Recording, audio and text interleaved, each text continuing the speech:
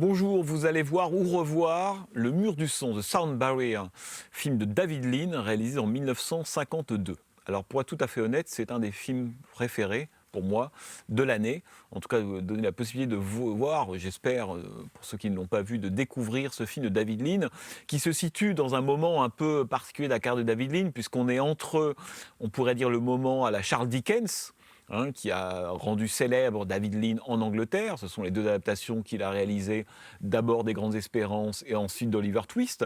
On est à ce moment-là à la fin des années, au début des années 50.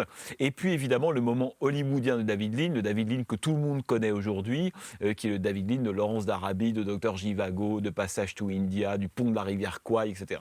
Pont de la rivière Kwai, on est à ce moment-là en 57. Donc on est dans cet entre-deux-là, entre le pont de la rivière Kwai et Lawrence d'Arabie, et puis le David Lean, on pourrait dire, plus britannique, plus local, plus intéressé par des écrits, une mythologie nationale, qui serait le David Lean d'Oliver Twist. On est dans cet entre-deux-là, et c'est à mon avis comme ça qu'il faut voir, et j'espère apprécier Le Mur du Son, puisque Le Mur du Son raconte, on pourrait dire, l'abandon ou le départ de David Lean de ce moment anglais.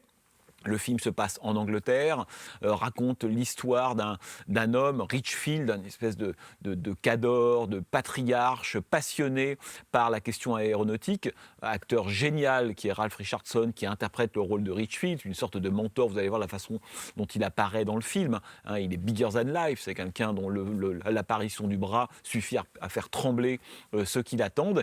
Et puis, en face de lui, il y a une fille, sa propre fille, qui, elle, voit d'un mauvais œil cette espèce d'obstination, de fascination de son père, qui a construit son entreprise, qui est intégralement tournée vers la recherche, l'exploration, l'exploit scientifique, mais qui par moments laisse un peu de côté, on pourrait dire, selon elle, les valeurs humaines, ou en tout cas les valeurs familiales, pour cette espèce de passion. Et puis cette femme va tomber amoureuse et se marier avec un pilote d'essai. Le film se passe juste après la Seconde Guerre mondiale, et ce pilote d'essai va être embauché par son père dans l'espoir tout simplement de faire voler, de faire des essais sur des prototypes que lui et son entreprise sont en train de mettre en route. Alors, comme son titre l'indique, Le Mur du Son raconte tout simplement la quête, ce qui sera un des grands sujets du cinéma, et notamment du cinéma américain, la quête par quelques scientifiques, par quelques ingénieurs et par quelques pilotes de la fameuse vitesse du son. Le mur du son, c'est quoi? C'est ce moment,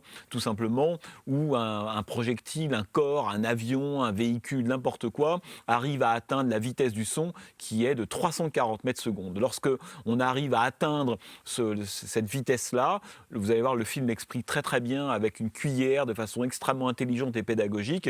Il se produit un phénomène étrange, c'est que l'avion, son manche semble bloqué, il y a un phénomène dans l'air qui se produit, qui a une sorte de mur, presque de la masse d'air qui se forme et qui peut provoquer, ce qui sera déjà le cas, et ce qui a déjà été le cas dans la réalité, le crash de l'avion, puisque les commandes ne répondent plus tout de la même manière. Comme si, passé le mur du son, on atteignait une sorte de quatrième dimension. Il y a l'espace, et après l'espace, avant l'espace plutôt, il y a ce mur du son-là. Et donc c'est la quête qui motive intégralement tous les personnages du film, des aventuriers, des explorateurs qui ne pensent qu'à ça jour et nuit, jour et nuit. Et ce qui est passionnant évidemment dans ce film, c'est que David Lean, avec ce film-là, donc est en train, on le voit dans sa tête, est déjà en train de préparer notamment le personnage de Lawrence d'Arabie, joué par Peter O'Toole dans le film de 62. Puisque le personnage, l'un des deux personnages principaux du film, est un personnage qu'on pourrait dire qui est ce qu'on pourrait appeler un croyant. C'est quelqu'un qui est tellement obsédé, on pourrait dire, par la quête de l'avancée technique, par le progrès technique, que finalement c'est une forme d'idéalisme qui pour lui en fait vaut tout le reste. Et toute la difficulté va être évidemment dans son cas de tenter de concilier la dimension humaine avec son goût de l'exploration. Mais cette espèce d'aventurier un peu fou, cet idéaliste un peu fou qui est capable de remuer des montagnes et de tout faire pour accomplir en fait son rêve, anticipe déjà ce que sera le personnage de Laurence d'Arabie, comme les personnages du Pont de la Rivière Kwai, et comme le personnage de Passage to India. On a vraiment là la configuration on pourrait dire, du héros à la David Lean typique, qu'on voit vraiment arriver et naître exactement dans ce film qui est Le Mur du Son, avec d'un côté une opposition entre effectivement des croyants qui ont, avec toute la dimension spirituelle qu'on imagine, pouvoir être dans les airs, atteindre une certaine vitesse, vivre un autre type d'expérience, se rapprocher du ciel. Il y a évidemment une dimension spirituelle et mystique dans Le Mur du Son.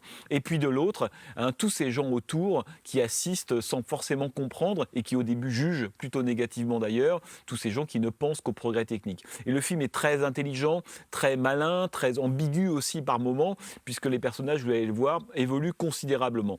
Alors aux côtés de Ralph Richardson, qui joue donc le rôle de ce patriarche un peu pet sec, un peu dur au début, et qui va peu à peu s'humaniser, parce que David Lean est aussi de son côté.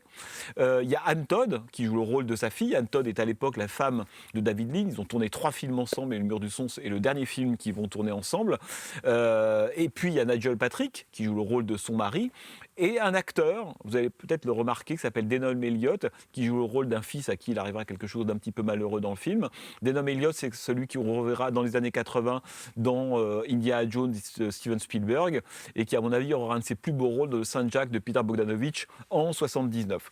Donc, voyez Le Mur du Son. D'un point de vue de la mise en scène, c'est absolument remarquable. David Lean est un ancien monteur qui a un sens du montage, une capacité, on pourrait dire, à mêler l'extrêmement grand et l'extrêmement petit. Par moments, on a le sentiment de regarder une sorte de version d'origine de l'étoffe des héros, mais filmée comme du Kammerspiel. C'est une sorte de film dans les airs, mais filmé autant du point de vue des salles de contrôle, des gens qui s'inquiètent au sol, qui regardent à travers leurs vitres, à travers les lunettes astronomiques, sur des écrans de contrôle, et qui tentent de comprendre ce qui se passe dans les airs. Et la façon prodigieuse dont David Lean arrive à mêler en permanence ce sentiment d'infiniment grand, et Dieu sait que le cinéma, et notamment américain, a beaucoup filmé ça, mais à mon avis jamais comme David Lean le fait. Vous allez voir dans une des plus belles séquences du film, le couple s'envole pour le Caire, un aller-retour dans la journée, et il y a 2-3 moments dans cette séquence, parce que David Lean a beaucoup travaillé les séquences aériennes. Pour lui, la qualité du film tenait à la véracité, au sentiment qu'on avait si on était dans le cockpit avec les différents pilotes. Lors de cette très belle séquence, David Lean décide de revenir au sol et filme par moments depuis les pyramides d'Égypte.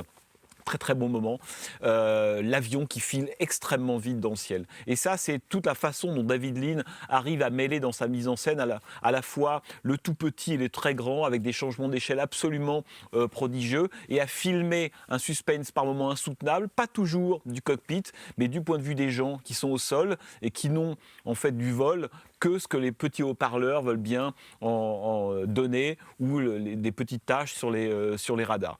Donc c'est un film absolument prodigieux, encore une fois, qui fait formidablement le lien entre le David Lean première période de l'Angleterre à la Charles Dickens, et le David Lean, évidemment, des grandes productions épiques en couleur, en cinémascope, que seront Laurence d'Arabie, Dr Zhivago. Si vous voulez comprendre Laurence d'Arabie et le pont de la rivière Kwai, voyez peut-être presque La Matrice, qui est ce Mur du Son réalisé en 1952.